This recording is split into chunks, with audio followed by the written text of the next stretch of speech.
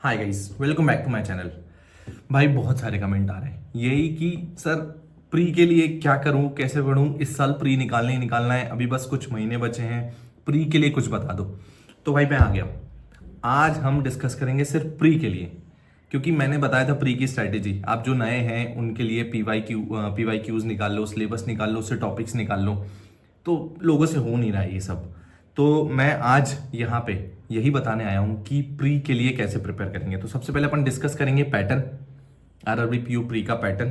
फिर मैं ऐसे टॉपिक्स बताऊंगा जिनको बस उन्हीं को पढ़ना है अगर आप अभी इस साल प्री निकालना चाहते हैं। तो मैंने आपको जीए की स्ट्रैटेजी बताई थी कि सबसे पहले आपको पीडीएफ पढ़नी है जो भी मन में आए। जैसे मैंने हिंदू रिव्यू बोला था, तो पीडीएफ पढ़ने के बाद आपको 300 क्वेश्चन लगाने स्टडी आईक्यू के, और उसके बाद आपको क्विज लगाने थे। अब यहाँ पे बहुत सारे लोग बोल रहे हैं कि मेरे को क्विज नहीं मिल रहा है, ये नहीं मिल रहा, वो नहीं मिल रहा। तो भाई आज मैं लाया हूँ बहुत बवाल चीज। मतलब मैं अपनी खुद की प्रिपरेशन कर रहा हूँ स्केल 3 के लिए, और मैंने वो सीए के मॉक ड्रिल्स बोलते हैं उसको, वो लगाए तो मेरे को मजा आ गया। मैं बताने जा रहा हूँ स्मार्ट कीड़ा के सीए के मॉक ड्रिल्स। अब ये स्मार्ट कीड़ा के सीए के मॉक ड्रिल्स होता क्या है, तो मैं ऐसे बोल के बताऊंगा ना तो बिल्कुल मजा नहीं आएगा। मैं आपको दिखाता हूँ, ठीक है। देखो, आपको कुछ भी नहीं करना। सबसे पहले आपको क्या है, स्मार्ट कीड़ा का ऐप खोलना है, और फिर आपको यहाँ पे जो सीए मॉक ड्रिल्स दिखा रहा है, सीए मॉक ड्रिल्स में क्लिक करना है। फिर आपको CA current affairs mock drills में क्लिक करना है। उसके बाद आपको ये मंथली आ रहा है, आप देखिए मंथली। तो सबसे पहले मैं आपको पिछले मंथ का दिखाता हूँ, जून का दिखाता हूँ। देखिए यहाँ पे हर दिन के क्विज डले हुए हैं, हर दिन के 20 क्वेश्चन डले हुए हैं। आप देखो 20 से 25 क्वेश्चन, मतलब महीने के अराउंड ये 300 से 400 क्वेश्चन हो जाएंगे, ठीक है। और ये डेली भी डले हैं और ये वीकली भी डले हैं, ठीक है। 125 क्वेश्चन वीकली भी हैं और ये चीज़ मंथली भी है। तो आप समझ रहे हो, एक महीने के अराउंड आपको 900 से 1000 क्वेश्चन तक मिल जाएंगे इसमें। तो आपने एक बार अगर पीडीएफ पढ़ ली और उसके बाद आप ये क्विज लगाएंगे और आपने 900 1000 क्वेश्चन कंप्लीट कर लिए, तो आपकी तैयारी किस लेवल की हो जाएगी आप सोचिए।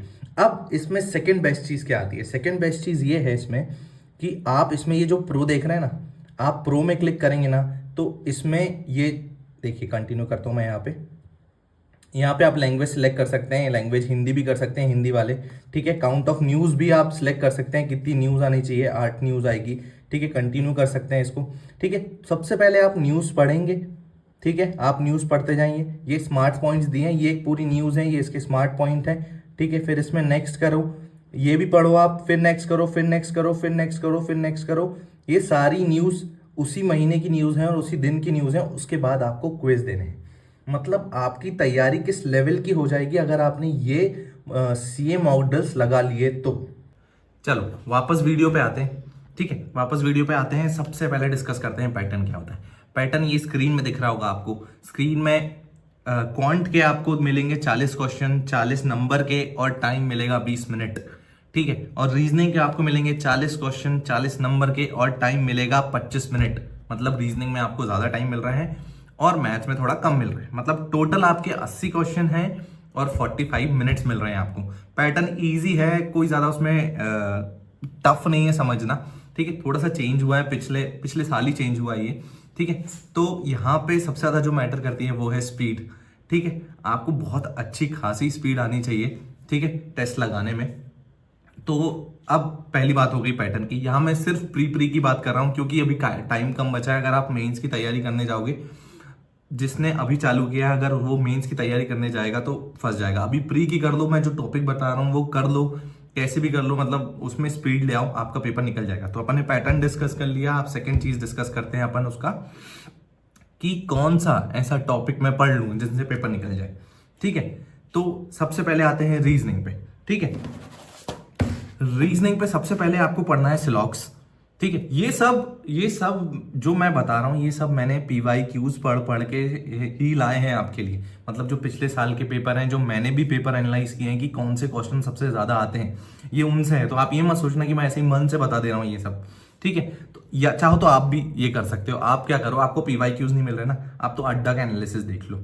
जो एनालिसिस डालते हैं ना, हर पेपर 10 मिनट बाद पेपर होता है, 10 मिनट बाद एनालिसिस, हर हर किसी का एनालिसिस जाके देखो, आपको ये टॉपिक बहुत ही ज्यादा मिलेंगे, ठीक है। तो वापस टॉपिक पे आते हैं। थोड़ा सा मैं फ्लो पे चले जाता हूँ यार, है ना। वापस टॉपिक पे आ जाते हैं भाई। कॉपी पेन लेके बैठ जाना, जो भी है।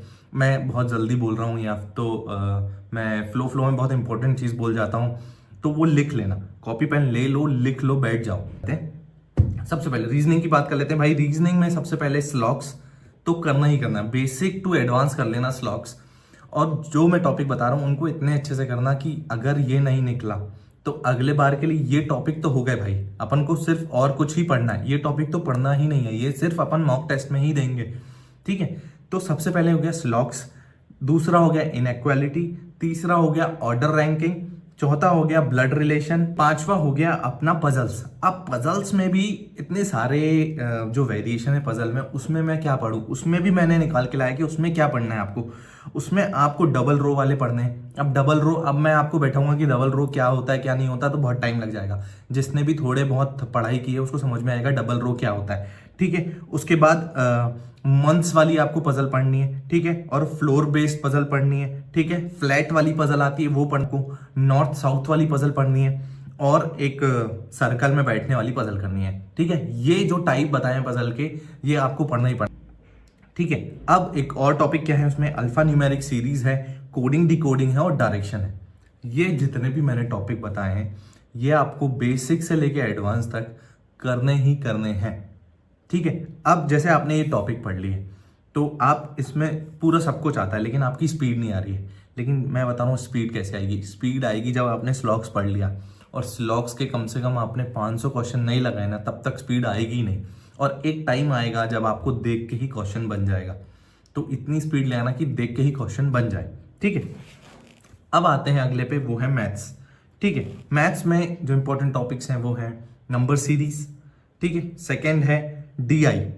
डीआई में भी मैं बता रहा हूँ कौन कौन से पढ़ने हैं, पैराग्राफ पढ़ना है, बॉक्स पढ़ना है और पाई चार्ट पढ़ना है, ठीक है। ये तीन बहुत इंपॉर्टेंट है, ये पढ़ लेना, ठीक है। अप्रोक्सीमेशन सिंप्लीफिकेशन सेम ही चीज होती है लेकिन कई बार दोनों ही पूछ लेते हैं, ठीक है। क्वाड्रेटिक इक्वेशन पढ़ना है अपन को, ठीक है। मैंने कितने टॉपिक बता दिए, नंबर सीरीज बता दी, डीआई बता दिया, अप्रोक्सीमेशन सिंप्लीफिकेशन बता दिया, क्वाड्रेटिक इक्वेशन बता दिया, डीआई के सारे टाइप बता दिए, ठीक है। अब इनके अलावा बचा क्या, इनके अलावा बचा अर्थमेटिक।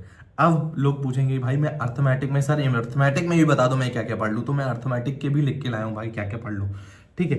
अर्थमेटिक में आपको पढ़ना है percentage, average, time and work, train वाली प्रॉब्लम और रेशियो। ये 5 टॉपिक अर्थमेटिक में आपको कवर करने हैं। तो भाई मैंने मैथ्स और रीजनिंग दोनों के टॉपिक बता दिया। दोनों के टॉपिक के अगर मेरे को कहीं से वीडियो भी मिल रहा है, मतलब पढ़ने के लिए कहीं से वीडियो मिल रहा है, तो मैं वो भी डाल दूंगा डिस्क्रिप्शन में। शायद पूरे नहीं मिल पाए, थोड़े मिल पाएंगे, मैं थोड़े ही डाल दूंगा, जिससे आपको बेसिक तो आप पढ़ लोगे। बाकी बेसिक्स टू एडवांस आपको मॉक लगा के ही जाओगे, या फिर आप खुद से प्रैक्टिस करोगे। जब अपने आप एक जैसे स्लॉक्स में एक उसमें अचीव कर लोगी भाई, स्लॉक्स में मेरे को सब आता है, ठीक है। वो प्रैक्टिस से ही आएगा, वो किसी के लेक्चर से नहीं आता। एक टॉपिक में महानता तभी आएगी जब आप उसमें प्रैक्टिस करोगे, ठीक है। अब आते हैं लास्ट में, वो है कि मॉक को लगाना कैसे है, ठीक है। अब मॉक को लगाना ऐसे है, देखो सबसे पहले आप पेपर देने गए, समझ लो पहला खुला रीजनिंग, ठीक है। रीजनिंग में अब क्या करना है, सबसे पहले आ गया सिंगल वाला क्वेश्चन आ गया, जिसमें सिंगल ही क्वेश्चन है और सिंगल मतलब आंसर देने हैं उसके। क्या आप वो क्वेश्चन करोगे क्या? नहीं, वो क्वेश्चन नहीं करना है आपको। स्किप करके कहाँ जाना है, ऐसे टॉपिक पे जाना है जिसके बंडल क्वेश्चन हो। बंडल क्वेश्चन से मतलब आपको ढूंढना है सिलॉक्स, आपको ढूंढना है इनइक्वालिटी, जिसमें 4-3 क्वेश्चन हो, जिससे एक बार में वो क्वेश्चन बने और मेरे आंसर आ जाए, ठीक है। आपको सबसे पहले सिंगल बेस्ड क्वेश्चन नहीं करना है, ठीक है। रीजनिंग में ऐसे क्वेश्चन ढूंढना है जो बल्क हो। अब ये बल्क वाले क्वेश्चन करने के बाद फिर क्या करना है, फिर आपको ऐसी इजी वाली पजल ढूंढनी है। क्योंकि मैं बता रहा हूं अगर 3 पजल आई हैं, 2 पजल आई हैं, तो उनमें से एक आपको पजल फंसाएगी। तो आपको ढूंढना है जो इजी वाली पजल कौन सी होती है, ठीक है। अब आपने बंडल वाले क्वेश्चन कर लिए, आपने जो पजल है वो कर ली। अब आपको क्या करना है, अब आपको वो क्वेश्चन ढूंढने हैं जो आप कर सकते हो, जो सिंगल क्वेश्चन से निकालने हैं, और यही आपका पेपर निकालेगा, ठीक है। बाकी बंडल वाले सब बनाएंगे, इजी पजल सब बनाएंगे, ठीक है। अब आपको वो एक क्वेश्चन ढूंढना है जो आप कर सकते हो, ठीक है। अब भाई टाइम खत्म हुआ, आपका दूसरा चालू हुआ, वो आया मैथ्स पे। मैथ्स में पहला क्वेश्चन अर्थमेटिक का क्वेश्चन, बहुत इजी सा क्वेश्चन है। क्या आप करोगे उसको? देखो बहुत बार ऐसा होता है, बहुत इजी सा पहला क्वेश्चन होता है लेकिन वो बहुत टिपिकल होता है, और वो भी अर्थमेटिक का। तो सबसे पहले अर्थमेटिक छूना ही नहीं है, ठीक है। तो सबसे पहले क्या छूना है, फिर से वहीं आते हैं बंडल वाले question. Quadratic equation, number series, ये उठानी है अपन को, ठीक है। स्किप स्किप स्किप करके पहुंचो आप, तो जो भी पहला आपको बंडल वाला क्वेश्चन दिखे वो करो। नंबर सीरीज हो गया, क्वाड्रेटिक हो गया, सिंप्लीफिकेशन हो गया, अप्रॉक्स हो गया, जो भी मिले आपको। तो आपने स्किप स्किप किया, जो भी बंडल वाला क्वेश्चन मिला, फिर आपको एक अर्थमेटिक देखना, हर बंडल क्वेश्चन वन के बाद आपको एक थोड़ा सा टिपिकल टाइप का क्वेश्चन मिलेगा अर्थमेटिक का, या फिर कोई फंसाने वाला। तो आपको स्किप करना है, बंडल वाले क्वेश्चन में आना है। फिर आपको क्या करना है, उसके बाद आपको आना है डीआई में। डीआई में भी आपको इजी वाली ढूंढनी है, पैराग्राफ वाली डीआई मत करना स्टार्टिंग में। पैराग्राफ वाली डीआई भला ही इजी भी होती है, लेकिन कई बार बहुत टफ हो जाती है अपने लिए करना। तो एक अच्छी सी इजी सी आप डीआई ढूंढना, सबसे पहले उसको करना, ठीक है। फिर उससे थोड़ा अच्छी और डीआई मिले वो कर लेना। अब टाइम बचा तो आपको अर्थमेटिक के वो क्वेश्चन ढूंढना है जो बहुत इजी से बन जाए। अब ये ढूंढने में तो टाइम लगेगा, लेकिन जब आप स्किप कर रहे होते हो ना, तो आपका एक दिमाग चलता है कि हाँ ये छोटा क्वेश्चन था, ये छोटा क्वेश्चन था, तो आपको वो चीज थोड़ी याद अपने आप आ जाएगी, भाई यहाँ मैंने एक छोटा सा क्वेश्चन देखा था, यहाँ एक छोटा सा क्वेश्चन देखना। सिंगल लाइन वाले क्वेश्चन करने हैं अर्थमेटिक के। सिंगल लाइन वाले ईजी होते हैं, SI निकालना रहता है, CI निकालना रहता है, बहुत ईजी क्वेश्चन आते हैं, बहुत अच्छे अटेम्प्ट हो जाएंगे आपके। ये बेसिक तरीका है एक मॉक करने का, ये आपको बहुत सारे लोग भी बताएंगे, मैं भी बता रहा हूँ, आपको लग रहा होगा ये तो उसने भी बताया था, ये क्या नया चीज बता रहा। तो यही तरीका है भाई, इसमें कोई अलग से कोई कुछ है नहीं। तो आपको कैरियर डिफाइनर भी यही बताएंगे, जो बड़े बड़े चैनल हैं वो भी यही बताएंगे। तो तरीका तो यही है, इम्प्लीमेंट आपको करना है। पॉइंट ये है कि ये जो आदत है स्किप करने की और वो बंडल वाले क्वेश्चन की, वो कब आएगी, जब आप ज़्यादा से ज़्यादा मॉक लगाएंगे, जब आपके खत्म हो जाए सब, मतलब टॉपिक खत्म हो जाए आपके, तो दिन के 3 से 4 मॉक लगाना स्टार्ट कर दो। मॉक से ही पेपर निकलता है, ठीक है। और अब वीडियो तो यहीं ख़त्म करता हूँ। मेंस के लिए भी ला रहा हूँ मैं, थोड़ा टाइम लग रहा है, थोड़ा भी जॉब से थोड़ा लेट फ्री होता हूँ मैं। बाकी मैं ज़रूर ट्राई करूँगा कि ज़्यादा से ज़्यादा वीडियो लाते रहूँ। और जो भी डाउट हो तो आप कमेंट सेक्शन में बता सकते हैं, कमेंट सेक्शन में मैं आंसर दे दूंगा। PDFs के लिए टेलीग्राम ग्रुप ज्वाइन कर लेना। और क्या, मज़े मारो, और क्या, बाय।